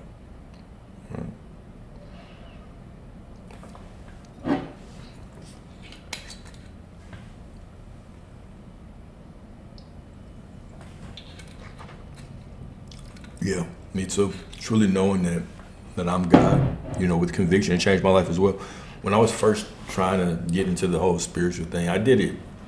The first real step was I heard about manifestation. I was like, oh shit, what? But I went through different levels of that, right? Trying to control my feelings, trying to control my assumptions of myself. But once that higher level waking up, like, oh shit, you cannot separate me from God. I am God, right? That understanding really allowed me to take off. Okay. The interesting thing about it is that's the perspective that gets me the most pushback. It's when I tell people, it's not about feelings, it's about your, self-concept. Okay, cool. But then when I say, look, you are the Most High. Right? Yeah, it's not even about manifesting. That's just, it's so funny. It's really not. But that's what pushed me down the path, is hearing that I could change some things in my life. Which by the time they change, you don't even care about it anymore. You're just so much further down the path. Which also is one of the keys, right? It is when you give it to yourself, when you don't need love externally, all of a sudden, love flows to you. We don't need money externally. All of a sudden, the money flows to you. When you start realizing how malleable, how spacious this world is, it really is only 0.001% matter. When you start realizing how, damn, I can change anything just by changing my thoughts. Right? It's a beautiful thing. Right? But anytime I say that, man, people are like, ugh, you have to repent. This is what Jesus was trying to tell you. This is what Jesus was trying to tell you. If you believe he was real or not. But this is what all these spiritual teachers and teachings are trying to tell you. Is that, shoot, you have the power to change your life. You don't have to beg anyone to give you anything. There's nothing to change but self. All right? Most people think that, Jesus is going to come back in this chariot and all this. But, first of all, if somebody comes in from the sky, ain't nobody going to think it's Jesus. Everybody going to think it's an alien, first and foremost. But then even in, was it Luke? What is the scripture? When the Pharisees were asking Jesus when the kingdom of God is going to come, when he's going to return. And Jesus was like, it's not. It's not something that you can see, right? The kingdom of God is within you. So no one will be able to say, lo here, lo there, look here, look here, or look there, for the kingdom of God is within you. So, it's stated all these times, right? People will look into the metaphorical sense of things, or look at the metaphysical things when it suits them, right? You'll say, oh, well, it wasn't really a serpent in the garden. Or they'll say, or we'll go to Revelation and people will have their own thoughts about what these things mean, and they'll try to kind of metaphorically relate them to things happening now. Okay, cool. But then they'll put limitations on the Most High that flows through them. Okay, well, you don't think it's crazy that, people were walking on water and somebody put their staff in the water and it split? You don't think it's crazy that the Israelites were fleeing, and when Moses asked God, what do we do next? And God said, what are you praying to me for? Just go. Just get in the water and go. Right? Basically telling them that you have the power within you. Right? So we see all these things happen that normal people did. And we somehow want to continue to outsource that power to everyone else. And this is why the church is full of so many people who are struggling to control their life. They're struggling to get the things they want. They're struggling to get the love they want, the money they want. They're struggling to pay the bills. But they go into the church every week and they're sold hope. So they're sold hope that someone is coming to save them. They're just sold this hope when you were born with everything that you need to save yourself right now. All right? And the only people that are making money in church are the pastors and preachers. Those are the only people. And the last time you ever seen just an extremely wealthy person sitting in church? Nah, man. It's like people that have received some kind of control over their life and fulfillment. They understand the control that they have. All right, which is, very unfortunate, but it is what it is, right? The structure of the world, the structure of this matrix will completely fall apart if everybody woke up. So everybody has to play their part. All right, certain people are here, so their energy can be harvested. It's their purpose right now. Okay. Unfortunate to see, but you can't drag anybody else into salvation. I swear, man, you might go into a beautiful woman's crib and see an altar, and I'll tell somebody, they're like, oh my God, an altar? You walk into the Catholic Church and they got an altar and they're talking about breaking the body and blood and drinking blood. I'm like, this is the same shit, man. What are y'all talking about? This is the same. Y'all are doing the exact same shit. We're gonna drink the blood and body of the Christ. I'm like, bro, come on, man. The only reason y'all are calling it, when you don't know stuff, it is scary. But also, the psychology of it, right, is if I'm born. So I was born into Catholic faith. That's what I was born into. And then I went a time where I didn't believe. Then I went a time where I just was researching a bunch of things. And then I really kind of woke up. But one of the interesting things is we also tie our spiritual beliefs to our sense of self-concept, to our belief about ourselves, okay? So if I'm born in Catholicism, or let's just say if I'm born in Christianity, my parents are Christian, I marry a Christian woman, we have Christian children, I put them in a Christian church. If any information is presented to me that could tell me that, Christianity is not true in this sense, whatever aspect that might be, holistically or just a little piece, my first inclination is going to be to fight back because that attacks who I am, right? So a lot of the pushback isn't personal. It's more so, if this isn't true about what I believe, then who am I? Have I been living a lie, right? So understanding that part of the psychology, it's like, if you're open-minded, you're open-minded. If you're not, you're not. And so there's a certain point we have to understand that if someone is so rock solid in what their belief is, what their truth is, well, then you can't drag them out, which is fine. Because I know when I've been in certain places of believing that I knew the truth, or when I've been in certain places of belief, you couldn't have told me shit, right? Now I do retention, right? If somebody would have came to me 10 years ago and been like, hey, bro, you shouldn't release when you're in a woman, I look at them like, why not? What's the point other than that, right? So, our beliefs change and nobody can drag us into different beliefs. And who's to say that, everything that I believe right now will be disproven, by other visions and insights that I have, okay? We're all just, this is mankind, right? When we talk about quote unquote Jesus, or really us, anybody being the Son of Man, we have to think of the collection of all men, of all beings living in the universe forever, right? If you think of all beings, this is mankind, this is God, right? So the same way that we say the Son of Man, and you're the son, like basically there's all this consciousness that's already here, and then you were birthed into this world through your mother and father. You are the Son of Man as well. just as the Most High, just as Jesus was considered the Son of Man. Right, but it's metaphorical. So when we think of man, all of mankind, we think of this being all of consciousness, eternal consciousness. And if we add up all of our limited perspectives, we would still just be a drop in the bucket of what is infinite consciousness, right? We're still just growing and expanding. There's so many realities we haven't tapped into, right? So, which is, it is what it is. So we have to just give other people grace as we give ourselves grace.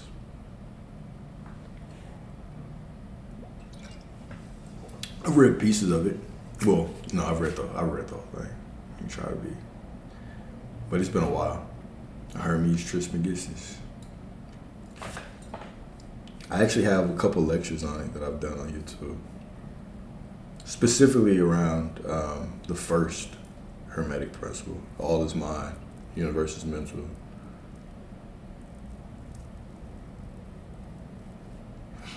But yeah. I've read that. I've read the tablets. Some of those Sumerian texts, of course the Bible, Quran, stuff like that. You know what's actually interesting about it is, right, Hermes Trismegistus, until I really started researching him, I didn't really understand the depth, like the scope of his work, and he's even known as Enoch. So I didn't really realize Hermes Trismegistus was Enoch for a while, or Thoth, all these different names he went by. It's just interesting how that's a whole nother subject. But yeah, seeing entities. That we're trying to help.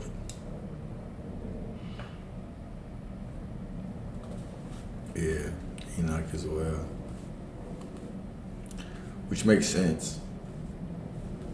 Because exact same. Because when I was thinking about it, I was like, oh yeah, exact same time. This is the time of the pyramids, the Enoch, and when you're talking about the Nephilim and the Anunnaki, same shit, right? So I was like, damn, I didn't put two and two together, but it's the exact same thing.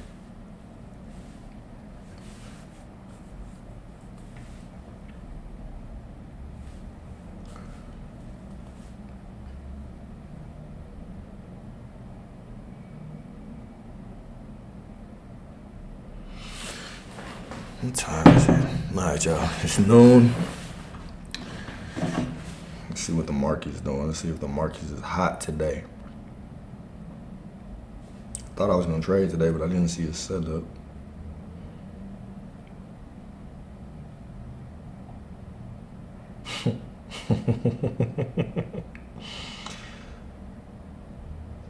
Let's see. Yeah. Today is I bet a bunch of people getting fucked today in the market. Yeah, I trade. The New York session been going crazy. Looks like a big ass barcode. That range, man, it went from 480 on SPY. Let's see what SPX did. It was like an 800-point move, wasn't it? And like not too long. Yeah, it's just consolidating now.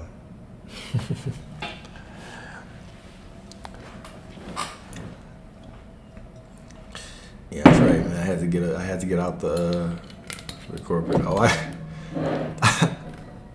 I day trade. I like to keep a clean chart, man. I like to keep it clean. So I day trade. I'm typically not in a trade longer than 5-10 minutes. I like to trade between 8:30 and literally when I get on here on live, 9:30, 10, I'm already done. So I tend to look for a trade right at the open and then I like to get out. Because the longer that I'm in, the more prone I am to taking, bad trades. But occasionally I will hold trades long. Like if I truly do have a huge, if I have a big target, I'll hold on to trades. I'll swing certain days. If I was trading, last week, I would have definitely swung this weekend.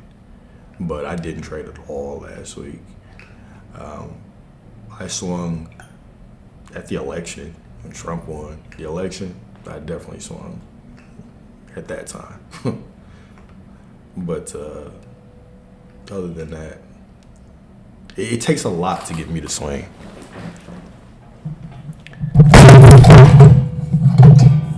It takes a lot to get me to swing a trade.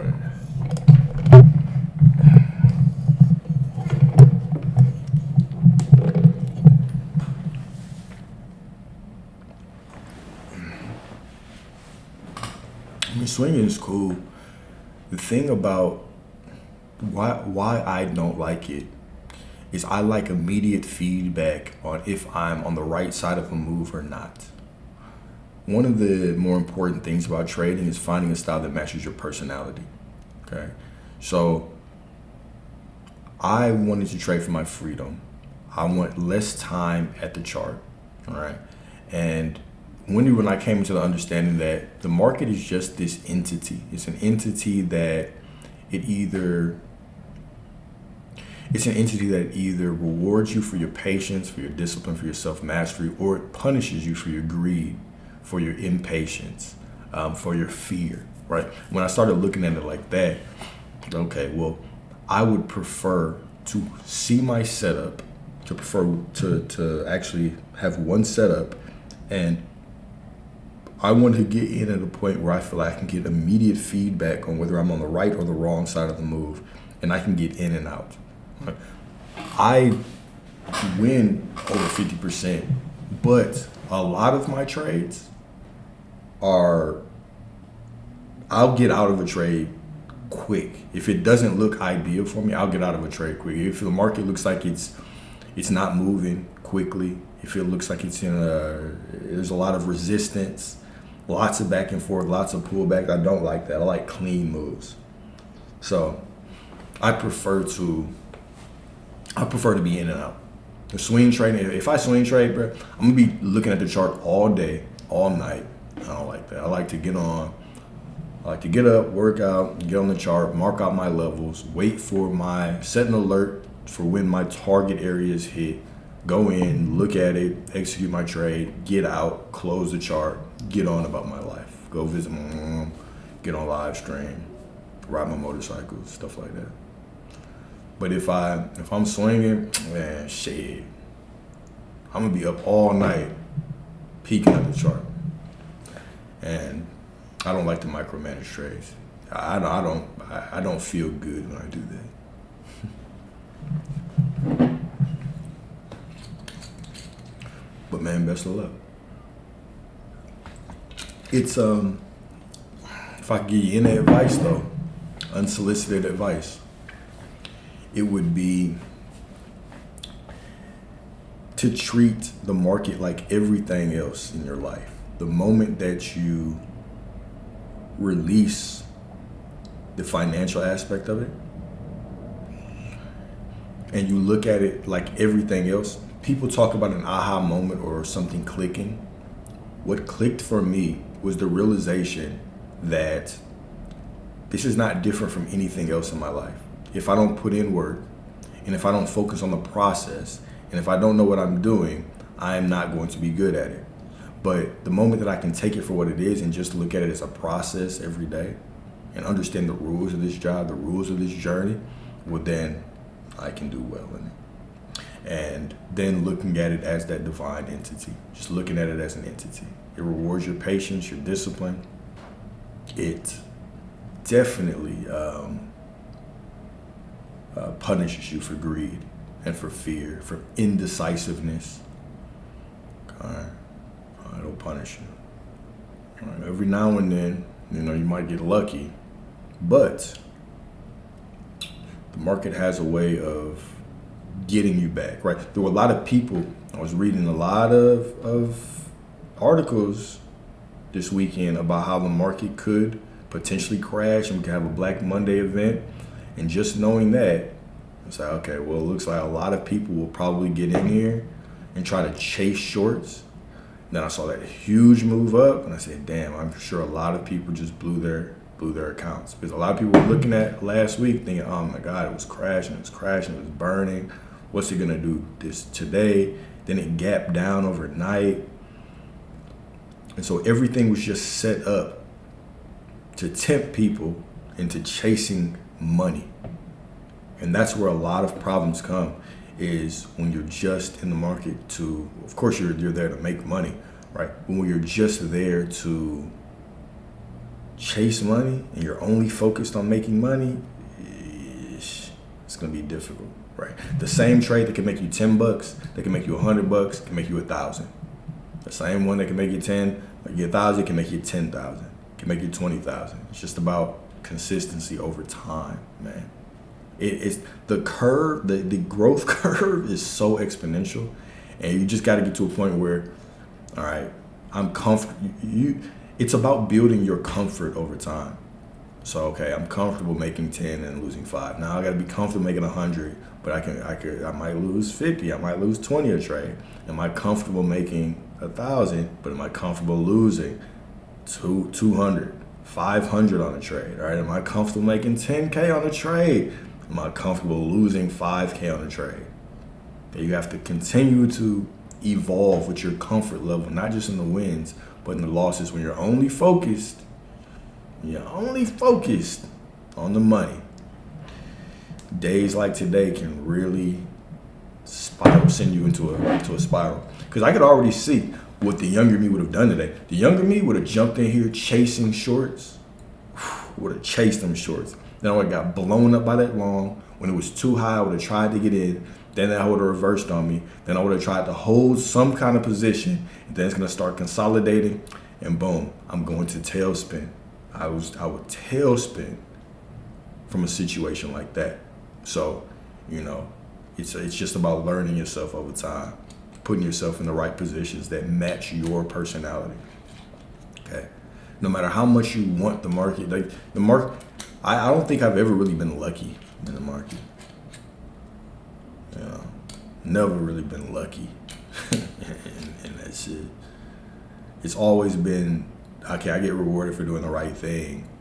And then even if the market goes in my direction and I didn't really know what I was doing, bro, that money was not mine. It's just the market was coming to take back what I owed it immediately. So, once you come up with a process or structure and treat the market with respect, then it's cool. And what's also really beautiful about it is that you realize that money's not real in the market. It's literally just numbers on a screen. So how the fuck can I make money when it goes up and down? What do you mean buyers and sellers? If every time I have to hit sell, somebody has to buy it. Every time I hit buy, somebody has to be selling. What does buying and selling pressure mean? It's just, we have all this terminology that doesn't really make sense. And then you see how much a lot of people make in the market, and then you see they'll have days where it's like X amount of money was wiped out, people's 401ks. But then on the other side, people that were shorty were making all that money, right? Because there's always an exchange. It'll make you start thinking about money a lot differently as well.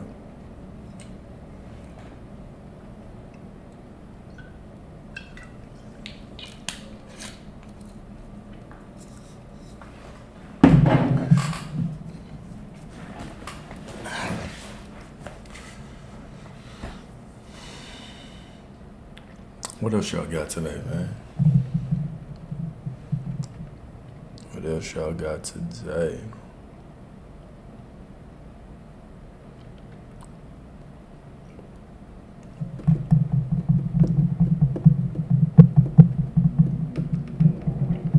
All right.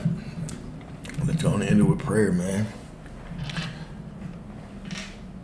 Go check on my mom anyway. Make sure she's doing all right. But all right, y'all. And I appreciate y'all's time today. Just to summarize this up, right? Your life is exactly what you make of it. Once you step into that realization of who you are, that you're a fragment of the Most High, okay? And you step into your higher state of living. You transcend your emotions, your feelings. You start to enjoy life, experience life, and bless every situation and everything unfolding in front of you as perfect, as in divine alignment. Because you are the divine in divine alignment. Because you are the divine in divine timing. Then you can surrender to the flow of life and allow everything to go as you want it to go. All right? So let's go and get this prayer in. All right. All right, Heavenly Father, pray for anyone that's going through heartbreak, that's going through pain, that you provide them with the peace that only you can provide. And also pray that you remind them that the peace that they're looking for has been within them this entire time. Okay? I pray that you continue to attract and draw to us all the opportunities and people that will continue to allow us to expand into the more beautiful and the most divine version of ourselves in alignment with all the desires of our heart. Knowing that all the desires of our heart that you have placed there are meant for us. Okay? All right, y'all. I see you all as beautiful. I see you all as divine. I see you all as whole, as loved, as fulfilled, as prosperous, as wealthy, as in alignment with everything that you want. If you do not feel that way, it's cool, because I see you as that way anyway. So I know that it must be true. Okay? I know that it must be true. Stay beautiful, stay blessed, stay divine, stay prosperous, stay the gods and the goddesses that you are. And until next time, I appreciate y'all. Later.